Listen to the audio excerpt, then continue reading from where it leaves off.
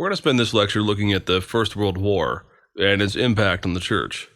And one of the reasons for this lecture is that so very often the context of the 20th century, with so many of the wars and the fights and all of the nationalism that came with it, feels so very normal in the context of the modern world. For anyone alive today, the instinct is always to believe that nations have always been fighting over turf wars, they've always been fighting over resources and energy, and that there have always been political and ideological differences that drive nations to engage with war, sometimes not only with each other, but also bringing in their allies to the point that you have global strife and what feels like a global catastrophe on the verge, particularly when you get into the era of atomic and chemical warfare. And the church had a role to play in this whole process. But we do want to say at the outset that what we're dealing with now is more how the church engaged, at times supported, and eventually came to have criticisms of the way that the world engaged in its own hostilities and its fights. In other words, while in times in the past, whenever we're looking at very sensitive problems, things like the Crusades, or some of the wars in the Middle Ages, or even in the modern world, at times we're having to deal with the fact that the church was either instrumental in causing the fight, or at times was very much on the front lines defending one side or the other as it went to war.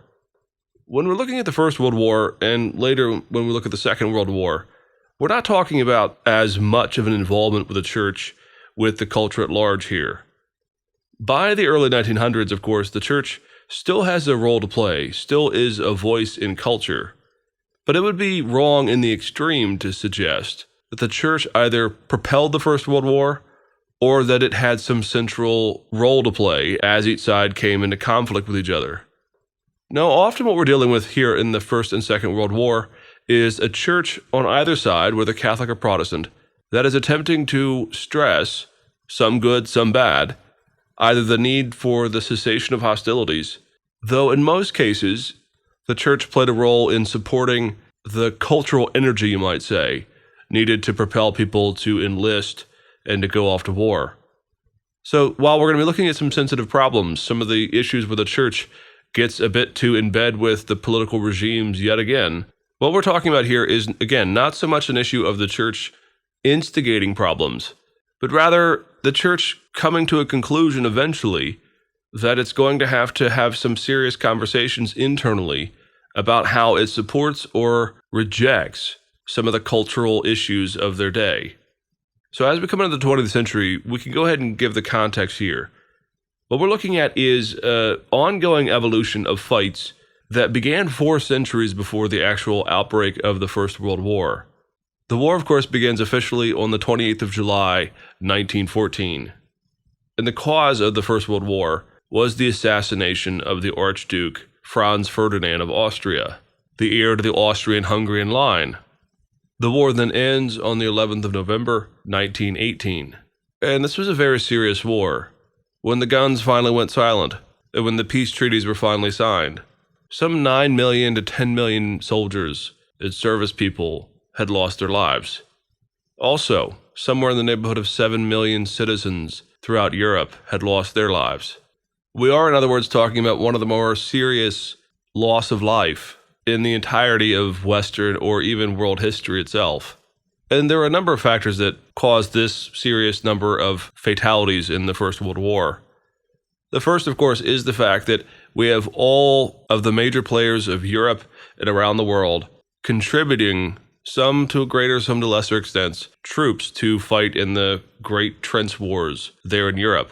And we'll get into some of the complexities of the war here in a minute. But what's going on is millions and millions of people are coming together from around the world to fight these fights. Other nations are drawn in, sometimes more or less against their will, but you have this clashing of enormous manpower.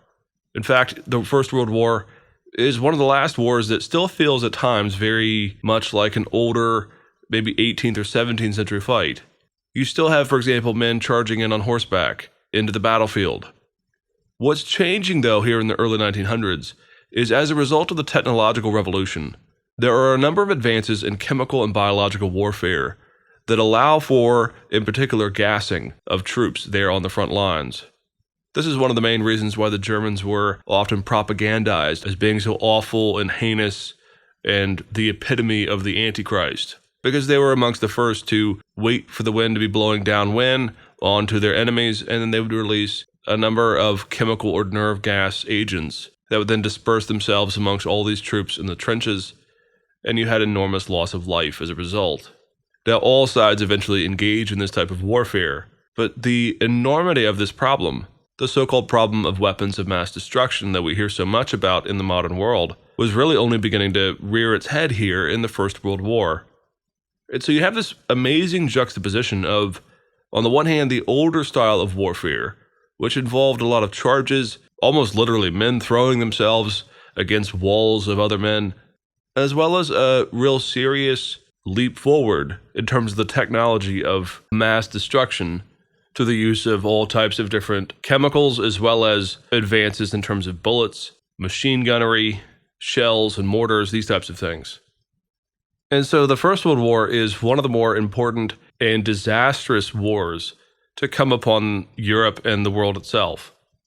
The great problem with the First World War, though, is that for everyone that was participating, or at least nearly everyone participating, they saw this as the utopian, as Woodrow Wilson called it, war to end all wars. They honestly believed that this war and the complexity of it, the extent to which all the nations were coming together to fight, that if they won, that if the Allied powers won, that in the end, this would bring an end to war itself. In part, that explains the complexity of the First World War in its relationship to the Church. As the different powers arose, the Church often found itself pitching the fight, as a black and white either-or, between either the good side or the bad side. Now, this is true of all wars, of course, at least until probably the Vietnam War, where you begin to see people on both sides saying that either side has problems or evil, and that the war should just simply stop on its own. And ever since then, of course, at least in the Western culture, anytime there is a war, anytime there's a fight, it doesn't matter what the cause or what the issue, there's always going to be people who decry and condemn it as simply totalitarian. Well, in the First World War, you might say the West and the world itself had not learned the lesson of using totalitarian propaganda, black and white propaganda, either or propaganda, when it came to the annihilation of one's enemies. So as the war gets going in 1914, what you see arise are a number of challenges to the way that the Church would engage with the First World War. You might say that the First World War is the real growing up of the Church in the 20th century. For so very long, the Church had always been involved to a greater or lesser extent with the culture around it. They were preachers in the American Revolution, preachers in wars here and there all throughout the centuries. And there had been preachers in the Civil War as well, who had instilled on one side or the other a certain perspective on the gospel and how it ought to be applied to the challenge around it. You might say that the problem wasn't so much as to what the gospel is. They all, by and large, throughout American history, believed that the Church was founded on the sacrifice of Christ on the cross for our sins. The challenge isn't so much whether or not Christ is our Savior, but very often in the Church, particularly in the context of the West, in the last, say, century and a half, the question is, what does the gospel do to make a difference to our engagement with the world around us? Does it cause us to get more involved, or does it cause us to get less involved with whatever politics or issue that is going on right now? You might say that even in the 21st century, the Church has not quite come to grips as to what the answer is as to our engagement with the challenges of the world. And the advent of social media has only made us more aware of the complexity and the variety of different opinions within the Church as to how to engage, positively or negatively, with the world around us. Well, again, you might say that a lot of the complexity here is brought about by the First World War. You see, because in the First World War, there was so much religious fervor on one side or the other, so much propaganda, and so much of the belief that God was on our side, or if you were in the German, Austria-Hungary side, you of course believed that God was on your side. And so the propaganda that was employed, and the myth-making that was employed, stories of special divine providence to save one set of soldiers or another became sort of the hallmark of the First World War. Now, this is important to note because so very often in the modern world right now, it is said that the First World War was the time when everyone lost their faith, that the war itself somehow ruined the faith of Europe and of America. Well, that is certainly true on some level. There was a crisis of faith as a result of the First World War. But I think, as we've already seen, the loss of faith with some people was already there decades or generations before the First World War. The loss of faith, you might say, as a result of the First World War, came at the end of it, when both sides paused to realize how much of the propaganda of their faith had been used by governments to back the enlisting of men for the military or the support financially of all their citizens for the war. And we can cite just one example of this, the Angel of Mons, or the Angel of Mons, if you just want to anglicize it, frankly. But this is a story, an entirely mythical story, of a set of soldiers who were being chased down by the German forces and who, calling upon St. George, were suddenly saved when a series of angels dressed, at least in some of the stories, as the 15th century Henry V armies who had conquered France before. These archers, these archer angels of all things, showed up and protected the soldiers as they escaped. Well, again, this is entirely myth-making, and this is entirely using some element of the biblical faith, albeit very obscurely so, and weaving it not only into the war as it was going on in their day, but hearkening back to the 15th century war between England and France. It's this type of engagement, this type of muddying up of the waters between culture, politics, nationalism, and religion that is almost impossible at times to disentangle in the First World War. Everywhere you look in the First World War, there is religious propaganda, religious imagery, crucifixes hovering above fields where soldiers lay dead, priests of all kinds out ministering to those who almost seem to want to claw their way into the saving arms of the church, to say nothing of the propaganda against the German Huns, as they were called, in a very sort of slanderous way. The beast Antichrist, who was challenging the opportunity of freedom, in particular religious freedom, and who was seen as the scourge of all that was good and true and beautiful. This level of propaganda and engagement within the church was just simply assumed as something that was allowable and good by the church. And you might say that the First World War is the full epitome of the entanglement, in particular in America, of Christian values with the welfare and the progress of the state itself. The ongoing belief the church was somehow part and parcel to the culture itself, or that it was a supporter of all that was part of the American good, is on display here. And it's true of Catholics and Protestants. The Archbishop of Chicago, for example, the Catholic Archbishop, stressed that all good Catholics should enlist. He also encouraged churches to even consider going into debt to make a display for all of their neighborhoods and their surrounding environs to see that they were supporters of the war. Other Protestant churches did many of the same kinds of things. You begin to see, for example, the flying of the American flag within the sanctuary becoming a more or less common thing. In fact, even the creation of the Pledge of Allegiance itself was begun here in the early 1900s in the context of the run-up to the First World War by a Christian man who believed that patriotism and good Christian virtue were things that were not synonymous, but things that were hand in glove. To be a good American meant to be a good Christian man or something like this. And so he creates the first sort of kernel of what will become the Pledge of Allegiance as we know it today. And in part, what he's saying is, if we can instill in people the heritage of the virtues of the American Republic, then built within that is some of the same kernel of the seeds of a good, biblical, faithful man or woman.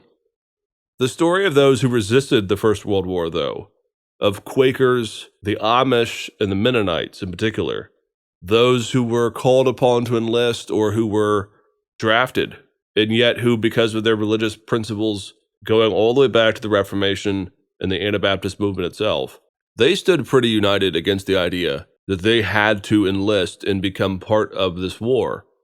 Many of them were thrown into prison, and they were treated very poorly as a result of standing up for their beliefs, that those in the church ought not to so fundamentally identify with the wars of nations that they themselves believed that they could not fight.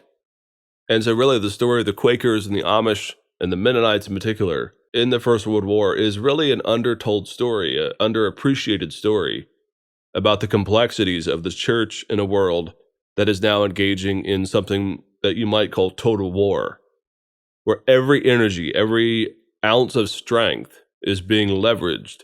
All of our money, all of our blood, sweat, and tears goes to the war. And this means that those traditions within Protestantism that do not believe in participating in war or in the army or the military were often being persecuted for their beliefs. In the end, the ongoing struggle of the war came to an end. And as the war drew to a close, many of the propaganda pieces and the slanderous pieces against the Germans and against Europeans as a whole began to come back to the Americans as being superficially based off of a certain amount of racism or anti-German sentiment. And so as a result, Americans had to realize that a lot of their propaganda and a lot of their using of their energies to entangle the church with the First World War were now somewhat embarrassing. And there were a number of people who began to abandon the over-reliance on patriotism as a vehicle for theological and biblical interest within the church. And as we'll see in our next lecture, this leads dramatically into the context of not only the Depression, but the rise of Nazism and the Second World War.